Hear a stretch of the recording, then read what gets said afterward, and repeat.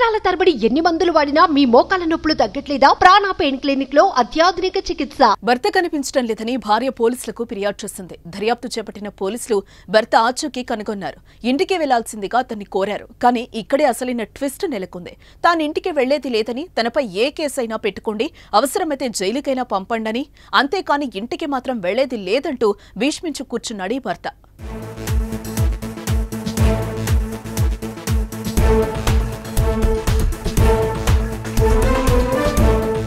34 ఏళ్ల software engineer Vipin Gupta కనిపించడం లేదని భార్య పోలీసులకు కంప్లైంట్ చేసింది. అయితే ఎలాగో భర్త అడ్రస్ తెలుసుకున్న పోలీసులు తన ఇంటికి వెళ్లమని రిక్వెస్ట్ చేశారు. అందుకు భర్త చెప్పిన మాటలకు పోలీసులు లోలోనే నవ్వుకున్నారు.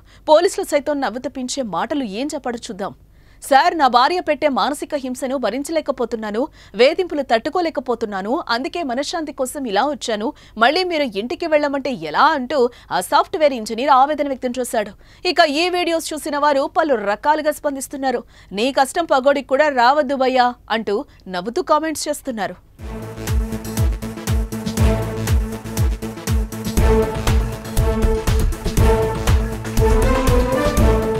మీ బిజినెస్ ఏదైనా మీ ఊర్లో ప్రమోషన్ చేయాలంటే అది సుమన్ టీవీతోనే సాధ్యం. ఇప్పుడే సంప్రదించండి.